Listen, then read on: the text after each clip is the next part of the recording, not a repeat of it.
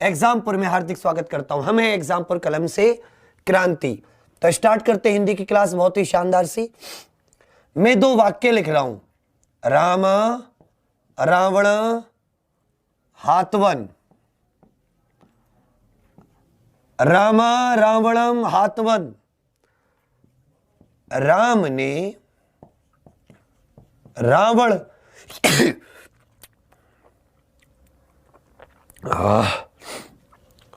राम ने रावण को मारा। राम ने रावण को मारा। ये जो शब्द है, ये जो वाक्य है, ये संस्कृत का वाक्य है। संस्कृत का वाक्य है। ये जो वाक्य है, ये हिंदी भाषा का वाक्य है। यहां पर क्रम से ही पता लगता है, अर्थ से पता लगता है कि राम द्वारा रावण को मारा गया या राम जी ने रावण को मारा। राम जी ने रावण को मारा। यहां पर विभक्ति, ऐसे चिन्ह, ऐसे शब्द जो बताते कर्ता कौन है, क्रिया का संबंध कैसे है, वो संज्ञा शब्दों में, संज्ञा या सर्वनाम शब्दों में छिपे रहते हैं।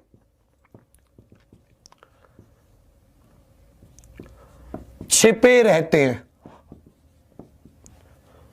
यहां पर जो विभक्ति चिन्ह होते, जो कारक चिन्ह होते, जिनके द्वारा हम पता लगाते कर्ता कौन है, क्रिया कौन है, कर्म कौन है, वो छिपे रहते हैं अंदर, अलग से नहीं है। ऐसी भाषा का जो रूप होता है, इसे योगात्मक भाषा कहते हैं। क्या कहते हैं? योगात्मक भाषा। जबकि दूसरी तरफ जहां पर विभक्ति चिन्ह अलग होते हैं, विभक्ति चिन्ह अलग होते हैं। दूसरी बात, जहां पर जो संज्ञा होती है, संज्ञा और क्रिया में क्या संबंध है? संज्ञा या सर्वनाम का क्रिया से क्या संबंध है? क्रिया अर्थात मारा जाना, रावण को मारा जाना, यह क्रिया है। अब यहां पे एक राम शब्द है, यहां पर एक रावण शब्द है। इन शब्दों का क्रिया से क्या संबंध है? तो हम क्या कहेंगे कि राम जो है यहां पर कर्ता है, उसका संबंध क्या है? वो क्रिया को करने वाला है। क्रिया को करने वाला अर्थात जो मारने की क्रिया है वो राम के द्वारा संपन्न हुई है। रावण क्या है? वो व्यक्ति है जिस पर वो क्रिया का प्रभाव पड़ा है। इस व्यक्ति पर क्रिया का प्रभाव पड़ा है। क्या पड़ा है? क्रिया का प्रभाव। जो क्रिया राम ने संपन्न की, वो किस पर की गई? रावण पर की गई। अब ये सब आपने किन शब्दों के द्वारा पता लगाया? तो आपने इन विभक्ति चिन्हों के द्वारा पता लगाया। किन के द्वारा पता लगाया? इन विभक्ति चिन्हों के द्वारा पता लगाया, इन परसर्गों के द्वारा पता लगाया, या इन कारक चिन्हों के द्वारा पता लगाया। किन के द्वारा? इन कारक चिन्हों के द्वारा पता लगाया। और इन्हें हम क्या कहते हैं? इन्हीं को कारक कहते हैं, इन्हीं को परसर्ग भी कह देते हैं, इन्हीं को कारक विभक्ति भी कह देते हैं। विभक्ति अर्थात ऐसे शब्द जो संज्ञा या सर्वनाम का क्रिया के साथ संबंध बताते हैं। ऐसे शब्द जो संज्ञा या सर्वनाम का क्रिया के साथ संबंध बताते हैं, उन्हें कारक कहते हैं। और ये विभक्ति अलग से होती हैं, इसलिए हिंदी एक वियोगात्मक भाषा है। हिंदी कैसी भाषा है? हिंदी एक वियोगात्मक भाषा है। तो जब संस्कृत बदलकर हिंदी बनी, भाई हिंदी का विकास तो संस्कृत से हुआ, तो योगात्मक से वियोगात्मक की तरफ बढ़ने लगी, तो विभक्ति चिन्ह अलग हो गए। क्या हो गए? ये कारक चिन्ह कह देते हैं, इनको कारक विभक्ति कह देते हैं, इनको परसर्ग बोल देते हैं। ये अलग हो गए। कारक विभक्ति भी कह देते हैं इनको, परसर्ग भी कह देते हैं इनको। ये सब क्या हो गए? अलग हो गए। और कुल कितने प्रकार के हो गए? 8 प्रकार के, अर्थात शब्दों का क्रिया से 8 प्रकार का संबंध होता है। इन चिन्हों का, इन प्रसर्गों का, इन शब्दों का किसी भी क्रिया से कितने प्रकार का संबंध होता है? 8 प्रकार का। तो हमारे कारक भी कितने प्रकार के हो गए? 8 प्रकार के कारक हो गए। पहला कारक हो गया कर्ता कारक। क्या हो गया? कर्ता कारक। इसकी पहचान किससे हुई? कर्ता मतलब काम को करने वाला। कर्ता मतलब काम को करने वाला। तो इसकी पहचान क्या है? ने। कर्ता ने। जैसे राम ने, श्याम ने, विवेक ने, राधा ने, सीता ने। जो भी काम को करता है, काम को करने वाले की पहचान कराने वाले जो प्रसर्ग होते हैं कि भाई ये करता है, इसके द्वारा काम संपन्न किया जा रहा है, वहां पर क्या होता है? कर्ता कारक होता है। क्या होता है? कर्ता कारक। ये किनकी पहचान कराते हैं? काम को करने वाले की पहचान।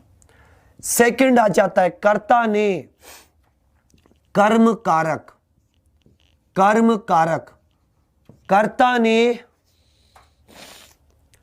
कर्म को क्रिया संपन्न किस पर हुई? रावण को, सांप को, शेर को, हाथी को। अर्थात वो जो क्रिया संपन्न हुई, उस क्रिया संपन्न किस पर हुई? उस क्रिया का कर्म क्या था? उस क्रिया की ऑब्जेक्ट क्या थी? तो ऐसे ऐसे प्रसर्ग या ऐसे चिन्ह जो वाक्य में कर्म कौन है, कर्म की पहचान कराएं, या जिस पर क्रिया संपन्न हुई है। जैसे विवेक बच्चों को हिंदी पढ़ाता है, विवेक द्वारा हिंदी पढ़ाई जाती है। किसको पढ़ाई जाती है? वो जो क्रिया है वो मेरे किस बच्चों पर संपन्न होती है? बच्चों पर संपन्न होती है। तो जो को प्रसर्ग, को विभक्ति, को चिन्ह है, वो किसकी विशेष, किसकी जानकारी देता है? हमें काम जिस पर संपन्न हुआ है, कर्म की जानकारी देता है। कर्ता ने कर्म को कारण से, करण कारक। करण कारक इसकी पहचान है से या के द्वारा। से या के द्वारा। करण का मतलब होता है बच्चा क्रिया को संपन्न करने का साधन। क्रिया को संपन्न करने का साधन। क्रिया को संपन्न करने का साधन क्या है?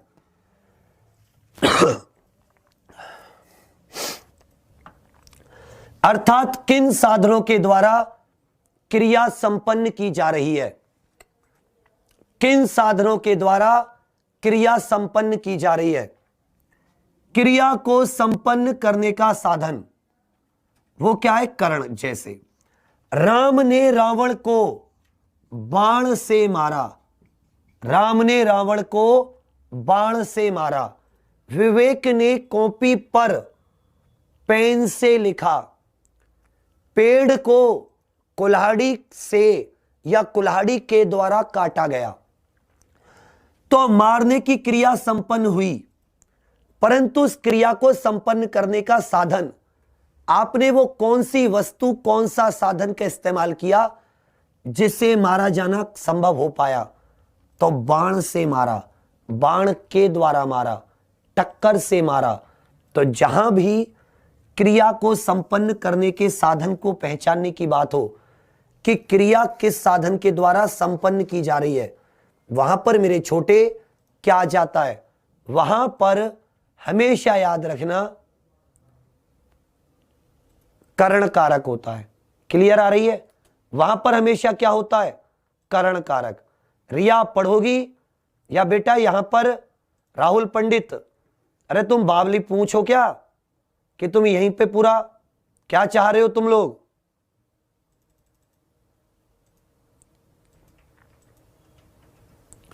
हैं? तो कर्ता ने कर्म को करण से के द्वारा, तुम बावली, तुम ऐसा ही बनोगे? क्या कर रहे हो तुम लोग? चलिए, यहां तक कोई दिक्कत? करण कारक से के द्वारा क्रिया को संपन्न करने का साधन। चौथा आ जाता है संप्रदान कारक। दान का मतलब होता है जब हम कोई क्रिया किसी दूसरे के लिए करते हैं, जब हम कोई क्रिया किसी दूसरे के लिए करते हैं। संप्रदान कारक, संप्रदान कारक, इसका चिन्ह भी को होता है। लेकिन जब भी आप अर्थ निकालोगे, जब भी आप वाक्य का अर्थ निकालोगे, तो आपको ऐसा लगेगा किसी अन्य के लिए कोई कार्य किया जा रहा है, किसी अन्य के लिए कोई कार्य किया जा रहा है, कोई कार्य किया जा रहा है, किया जा रहा है। जहां भी आपको ऐसा लगे किसी अन्य के लिए कोई कार्य किया जा रहा है, देखो कर्ता ने कर्म को, कर्म में भी को विभक्ति होती है और संप्रदान में भी को विभक्ति आ जाती है। इसका मतलब तो जिस पर क्रिया संपन्न हुई, और इसका मतलब है यदि आपने किसी और के लिए, इस को का मतलब है किसी और के लिए क्रिया का संपन्न होना हुआ है या क्रिया संपन्न की गई है। समझ रहे मेरी बात? तो हमेशा यहां पे क्या हो जाता है? हमेशा यहां पर संप्रदान कारक हो जाता है। क्या हो जाता है? आपको अर्थ से समझना पड़ेगा। अर्थ हमेशा जैसे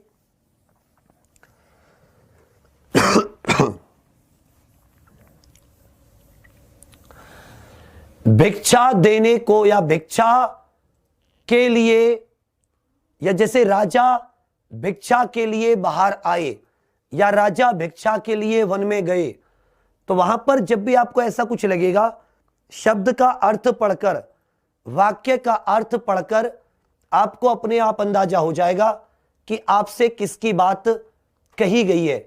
जैसे गुरुजी को फल दो, गुरुजी को फल दो, ये जैसे मैंने लिखा गुरुजी को फल दो, इसमें जो ये को है, कौन सी क्रिया हुई है? फल देने की क्रिया हुई है, देने की क्रिया हुई है।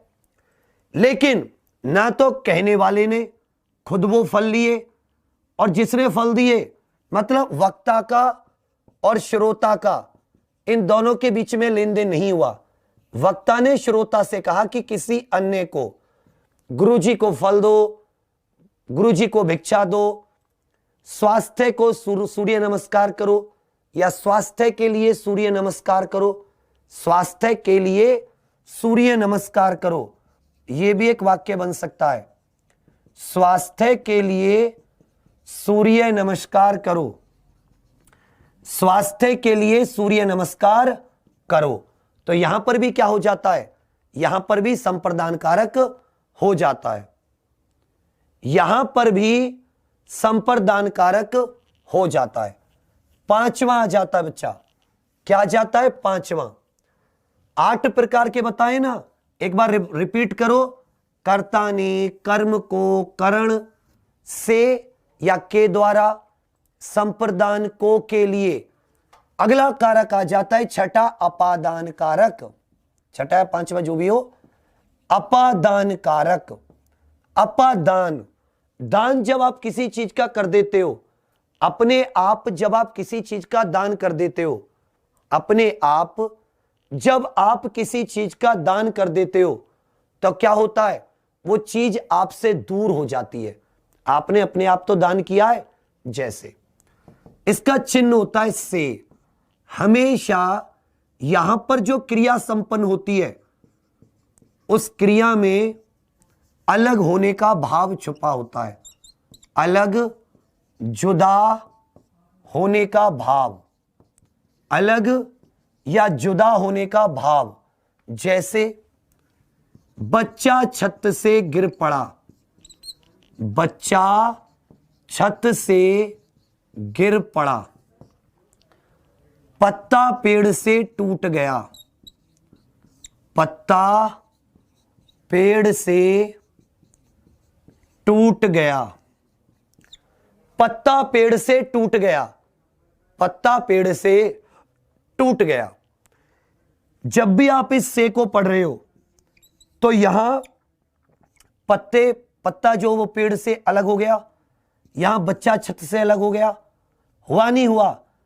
तो इसमें ये जो चिन्ह है ये क्रिया में और जो वो बच्चा वगैरह है उसमें इस बात का संबंध बता रहे कि दोनों अलग हुए। किस बात का संबंध का पता चल रहा है? दोनों अलग हुए, मतलब यहां पर जो भी क्रिया संपन्न हुई है वो अलग होने से मतलब है उसका।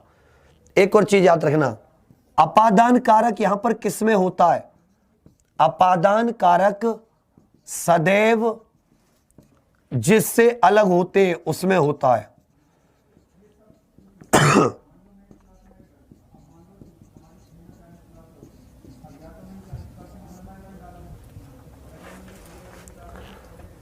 अपादान कारक सदैव जिससे अलग होते हैं उसमें होता है। जैसे यहां पर बच्चा छत से अलग हो रहा है तो अपादान कारक छत में होगा, यहां बच्चा पेड़ से अलग हो रहा है अपादान कारक पेड़ में होगा, कहीं बच्चा किसी और चीज से अलग हो रहा है अपादान कारक उसमें होगा। बच्चा छत में, छत से अलग हुआ तो छत में अपादान कारक, पेड़ से अलग हुआ तो पेड़ से ला कारक, दिल से कोई जुदा होगा तो दिल से। कुमारी राधा बेटा हुआ है, हो रही है आईपीसी की क्लास। सबसे ऊपर की तरफ, सबसे ऊपर की तरफ देखो, एक देखो, अब आप जाओ आईपीसी को क्लिक करो, सबसे ऊपर देखो विविध, फिर करंट अफेयर, फिर रीजनिंग, फिर पॉलिटी, फिर मूल विधि। मूल विधि पे जाओ तो आपको आईपीसी और आईपीसी का पीडीएफ दिखाई देगा। जब आप ऊपर पहुंचोगे तो क्लास 3, 4, 5, 6, 7, 8, 9, 10, 11, 12, 13, 14, 15, 16, 17, 18 और ये रही 18 और 19, ये रही।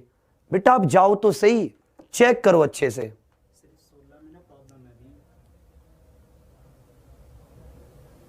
16 ना अभी बनी तो नीचे आएगी, बाकी नंबर सबके है। चलो, तो अपादान कारक किस में होगा? अपादान कारक जो छत से जिस चीज से अलग होते हैं हमेशा उसमें होता है। जिस चीज से अलग होते हमेशा उसमें होता है। तो अपादान, अपादान कारक भी हो गया, अपादान कारक भी हो गया।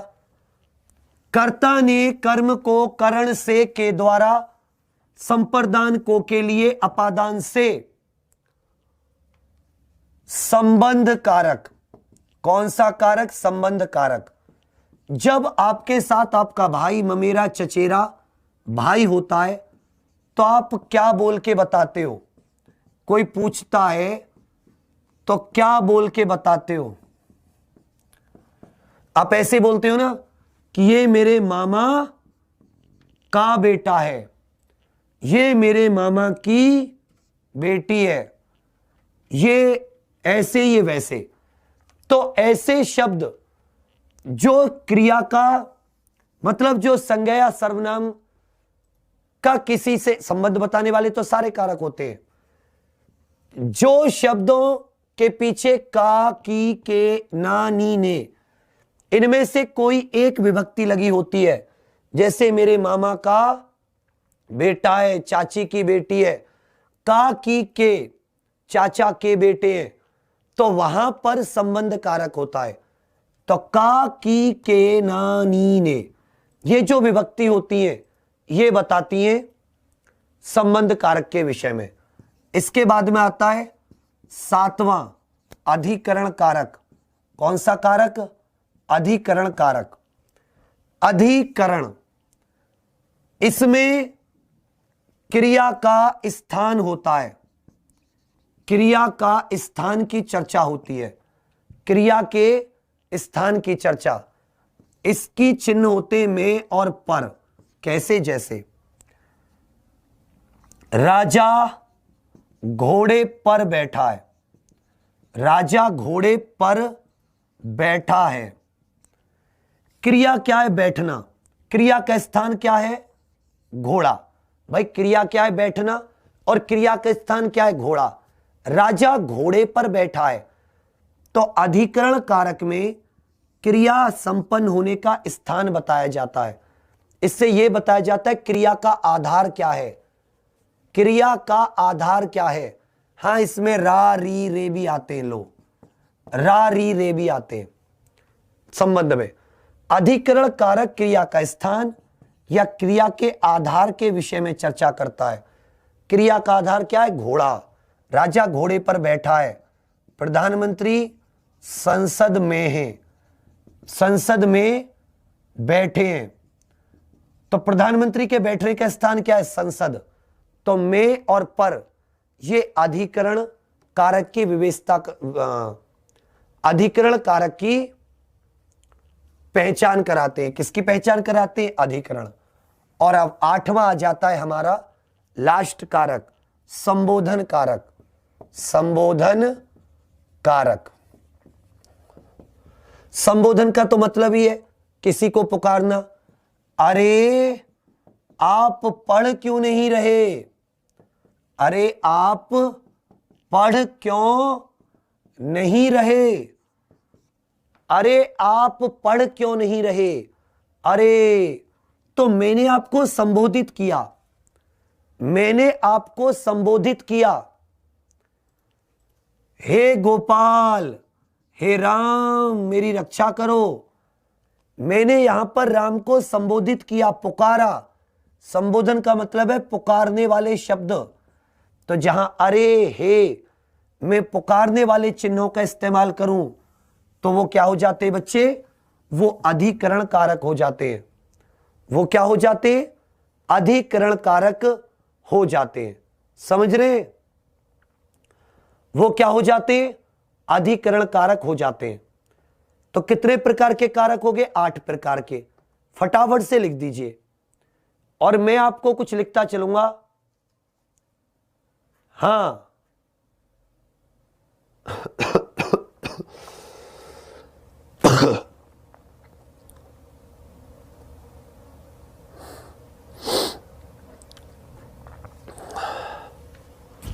चलिए अब मैं आपके लिए कुछ शब्द दे रहा हूं, कुछ वाक्य दे रहा हूं, आप मुझे कारक बताओगे। कुछ वाक्य दे रहा हूं, आप मुझे कारक बताओगे तुरंत तुरंत। सोहन किताब पढ़ता है, कारक बताइए। सोहन किताब पढ़ता है, सोहन किताब पढ़ता है। पुजारी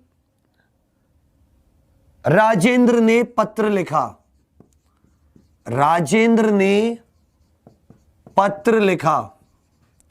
कभी कभी विभक्ति बच्चा छिपी भी होती है, कभी कभी विभक्ति छिपी भी होती हैं, तो पहचानना। कभी कभी परसर्ग सहित और कभी कभी परसर्ग रहित। अक्सर भूतकाल में परसर्ग रहित होता है। आगे आ जाता है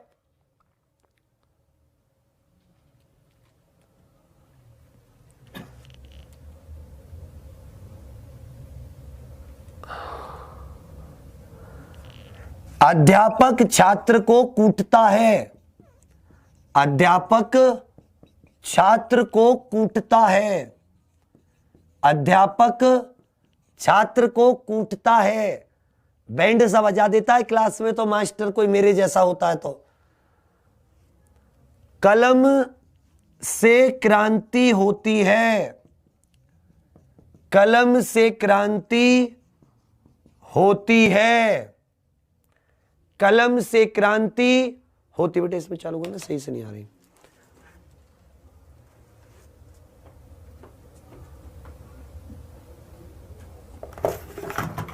बहुत अच्छे।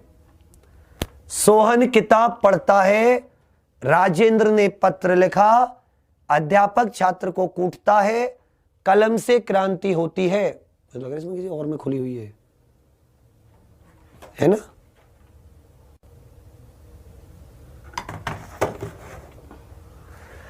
सोहन द्वारा किताब पढ़ी जाती है, अर्थात वो क्रिया किसके द्वारा होती है? सोहन के द्वारा। यहां पे कर्ता कारक है, यहां पे साफ पता चल गया कर्ता ने, तो यहां भी कर्ता पे छुपी हुई थी क्योंकि ये भूतकाल में था। अध्यापक छात्र को कूटता है, किसको कूटता है? छात्र को। अध्यापक का प्रभाव किस पे पड़ता है? छात्र पे पड़ता है। तो यहां पे कौन सा है? कर्म कारक। कलम से क्रांति, क्रांति का साधन क्या है? कलम है। और साधन में कौन सा होता है? करण कारक। साधन में कौन सा होता है? करण कारक। भूखे के लिए रोटी लाओ, भूखे के लिए रोटी लाओ, भूखे के लिए रोटी लाओ, भूखे के लिए रोटी लाओ, वे मेरे लिए उपहार लाए हैं, वे मेरे लिए उपहार लाए हैं, वे मेरे लिए उपहार लाए हैं। भूखे को रोटी दो, वो मेरे लिए उपहार लाए हैं। बताइए, भूखे के लिए रोटी दो या भूखे को रोटी दो। जो काम किसी तीसरे के लिए हो रहा है, वह दूल्हा घोड़े से गिर पड़ा। आपने गिरता देखा है कोई दूल्हा? दूल्हा घोड़े से गिर पड़ा, दूल्हा घोड़े से गिर पड़ा। हमारे गांव में पहले करते थे, तुमने भी बचपन में किया होगा। हमारा ग्रुप था 8-10 दोस्तों का, मोहल्ले को का। तो वो तुमने आरी सुनी है? आरी एक तो होती है आरी काटने वाली, पैना सुना हो तो ऐसे एक आरी आगे, उसमें भैंसे को नहीं मारते थे, चोभा लगा रहता था लकड़ी में, भैंसे को वो चुभाते थे तो वो भैंसा तुरंत तेज तेज भागता था। गांव में जिनके यहाँ किसानी होती होगी उन्हें पता होगा, भैंसा बुग्गी होती ना, बुलक काट, तो टिक टिक आहा आहा जो उसे चलाते हैं तो उसके आगे चोभा लगा रहता है। चोभा क्यों लगा रहता है, कभी सोचा है?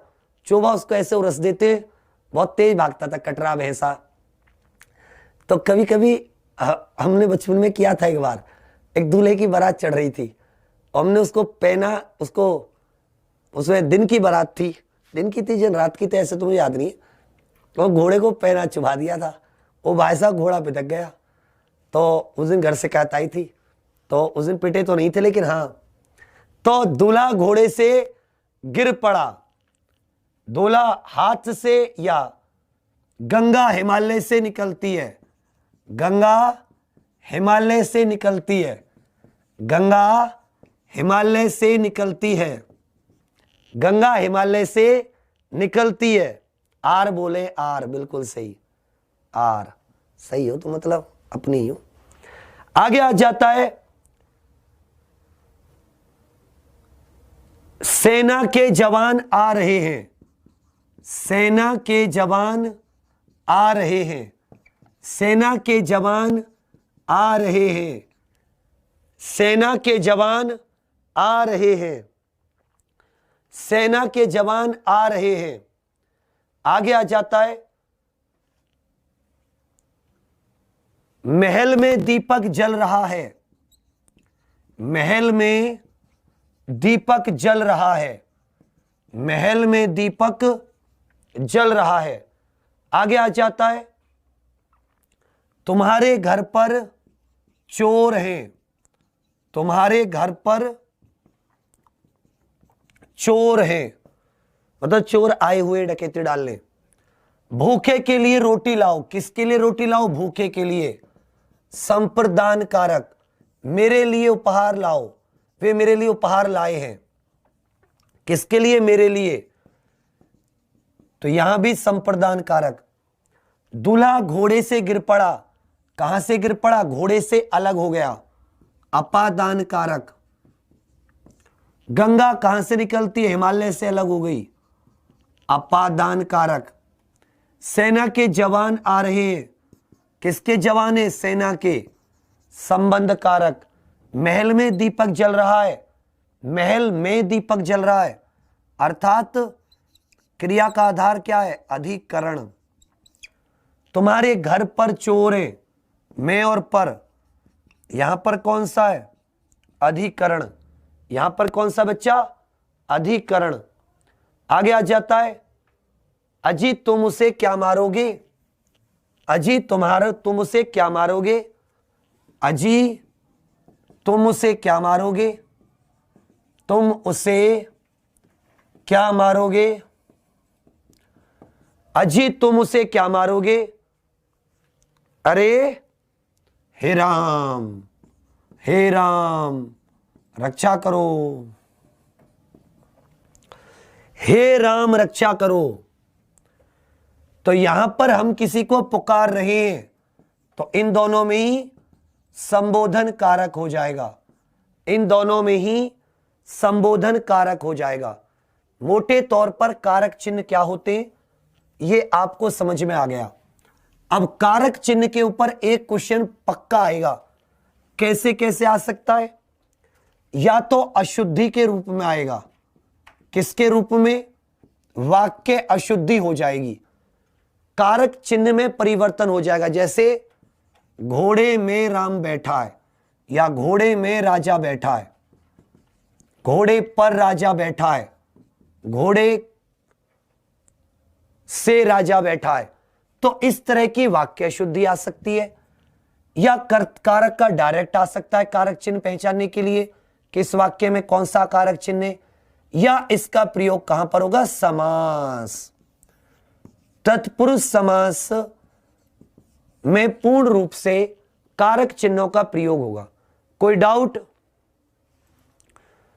बेटा, उसमें कर्म कारक कर्ता कारक होगा, सोहन वाले में कर्ता। कौन किताब पढ़ रहा है, सोहन।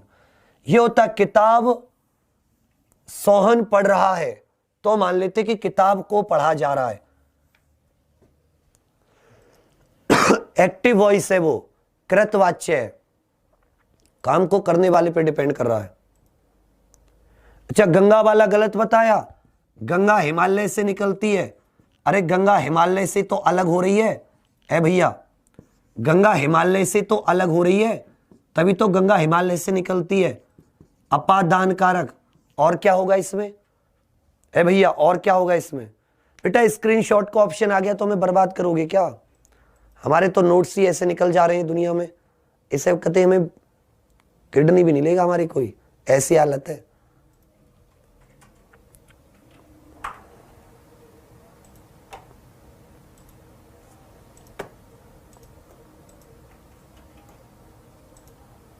हाँ विकास, वो हमारे ही बच्चे हैं, वो इलाहाबाद में आए हुए हैं विकास जी, कुछ बच्चे अपने, आप उन्हें ज़्यादा से ज़्यादा लोगों से मिलवा दो, बस उतनी आपकी बहुत ज़्यादा मेहरबानी होगी, और उन्हें कोई परेशानी ना हो आपके होते, बस ये देख लेना मेरे भाई, क्योंकि वहाँ बहुत ज़्यादा उन्हें कोई परेशान करते हैं ना लोग, वहाँ पे अगर कोई और आ रहा होता है कोचिंग वाला या कुछ ऐसे, तो वैसे ही इलाहाबाद वाले परेशान हो रहे हैं कोचिंग वाले, उन्हें लग रही है कि विवेक कहीं एग्जाम पर इलाहाबाद में ना खोला जा रहा है, टोपी वालों की तो टोपी उड़ी पड़ी है, और वो एस संगम मंगम पता नहीं कौन सी है वो, एक पता नहीं क्या नाम है, तुझे पता है नाम, ऐसी कई कोचिंग है भाई, सब परेशान हो रहे हैं, सब मास्टरों के फोन आ रहे, भैया खोल रहे हो क्या, बोले नहीं। चलिए फिर आप सभी लोग रिवाइज कीजिएगा, कल समाज शुरू करेंगे, कल समाज शुरू करेंगे। थोड़ा सा हम भी, अभी दवाई भी नहीं ली मैंने, इसी कारण अपनी उसकी खांसी की, कभी इसको खा पी के मुझे नींद आ जाए, अब लेके मैं भी थोड़ी सी आराम करूंगा। चलिए फिर मिलते हैं, थैंक यू।